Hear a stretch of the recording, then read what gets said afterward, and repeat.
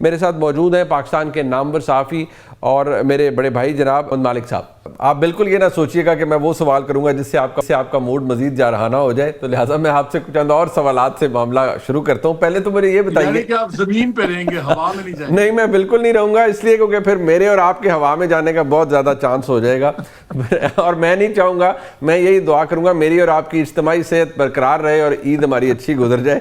اچھا مالک صاحب, سب سے پہلے تو یہ بتائیے کہ سر ہم نے ایک بڑی عجیب قسم کی جو چیز وہ کنٹینیویشن میں ہی ہے, چل رہی ہے, کسی کے بال کہتے ہیں نا کان پر جو ہی نہیں رینگتی اس حکومت کے, وفاقی حکومت کی بھی میں کہہ رہا ہوں اور دیگر جو ہم لوگ ہیں, کہ پاکستان تحریک انصاف بیچارے کبھی پہلے مطلب ایک زمانے میں ہوتا تھا جی ملاقات, پھر کرا دیں, پھر دوائی, پھر علاج, کوئی سننے والا ہی نہیں ہے تحریک انصاف کی کسی بات کو.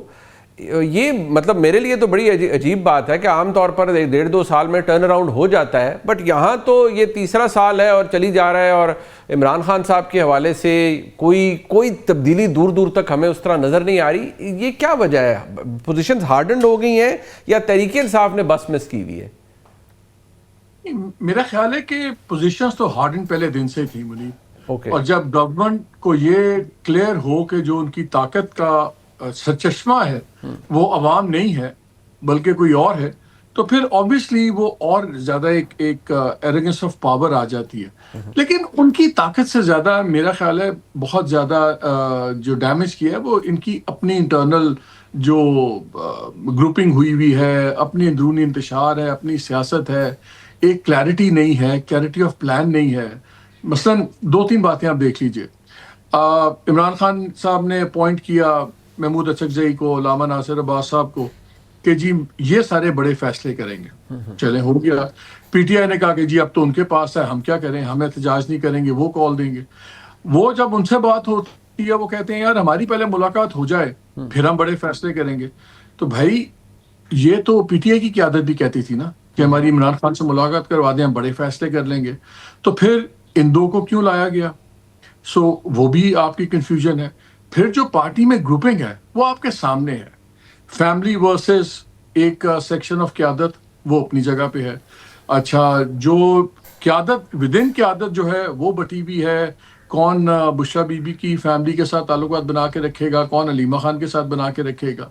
آپ نے باتیں سنی, کبھی باتیں ایک دم آ گئی کہ جی عمران خان رہائی فورس بن رہی ہے, وہ پھر ساری پارٹی اس پہ پڑ گئی, وہ کہاں پہ گئی. کالز پہ کالز, پہلے ہوتا تھا کہ جی بس انقلاب آئے گا, پھر انقلاب سے بات آ گئی ملاقات پہ, ملاقات سے بات آ گئی علاج پہ, علاج سے بات آ گئی کہ چلے اب صرف علاج کے اندر 2 ڈاکٹرز ڈال دیں. ٹھیک ہے, گورنمنٹ تو بالکل ہٹ دربی پہ اڑی ہوئی ہے, لیکن پریشر ان کا بنا کہاں پہ ہے مجھے بتائیں نا. یا آپ 2 جگہ پہ پریشر بناتے ہیں, یا سڑک پہ بناتے ہیں. اس وقت کوئی استاد نہیں ہے پی ٹی آئی کی. تو پنجاب کے اندر جتنی مار پڑ رہی ہے اور پڑے گی ابھی, تو انڈرسٹینڈیبلی جب تک وہاں نہیں گیم بنے گی, گیم اٹھے گی نہیں. تو پھر دوسری تھی پارلیمان سے آپ نے اپنے آپ کو ریلیونٹ کر دیا. اب بات چیت چل رہی ہے کہ دوبارہ کمیٹیز میں چلے جائیں. تو 1 اسٹیپ فارورڈ 5 اسٹیپ بیکورڈز.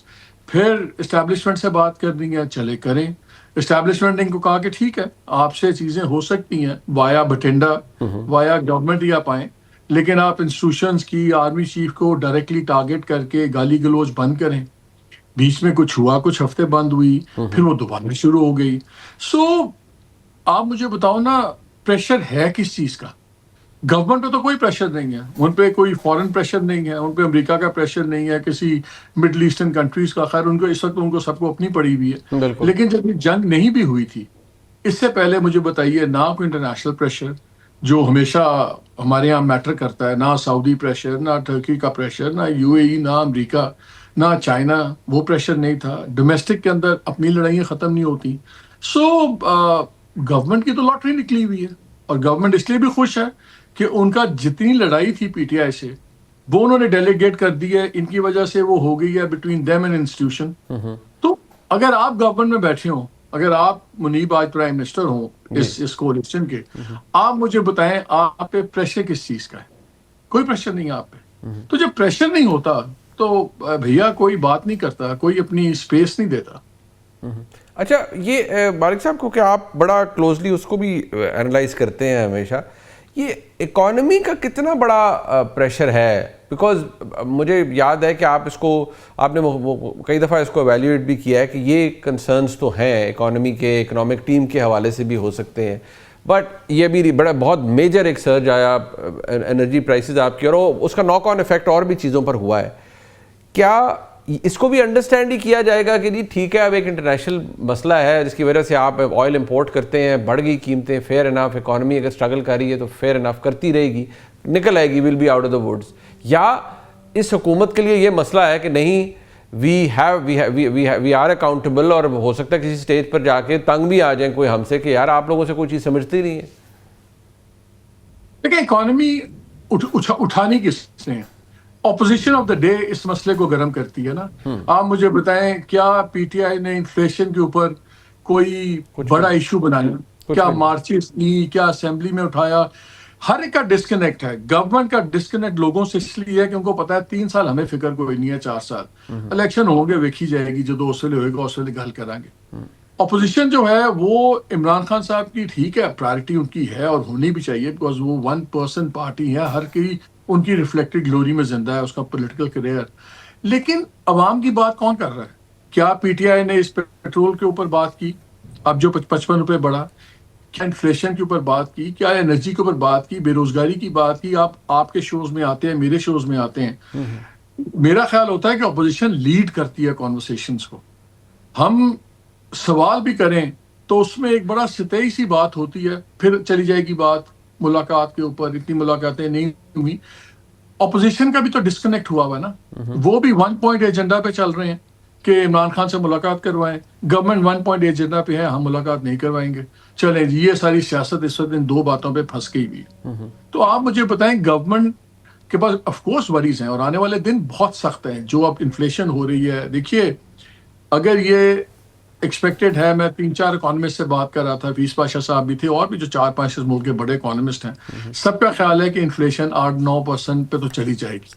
10.5% اس پر انٹرسٹ ریٹ ہے. اگر انفلیشن 8-9 پہ گئی، یہ دوبارہ انٹرسٹ ریٹ آپ کا 2-2.5 پوائنٹس پھر اوپر چلا جائے گا. انرجی کاسٹ کا آپ کا برا حال ہے. گلف وار کا ہمیں نہیں سمجھ آ رہا.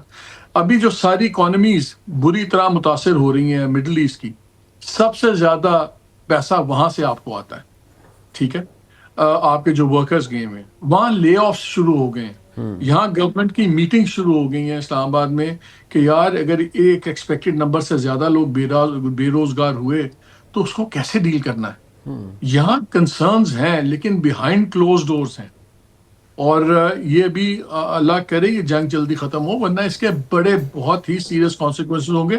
لوگ صرف بیٹھے ہوئے کہ جی پیٹرول کی پرائس کتنی بڑھ گئی ہے اس سے ریلیٹڈ، خالی وہ نہیں ہے. آپ کی ایکسپورٹ سفر کر رہی ہیں اور ان اکانومیز کی اسٹرینتھ سفر کر رہی ہے. یہ بڑا ایک پورا ایک مل ملا کے بہت خوفناک قسم کا ایک مشروم بال بن رہا ہے.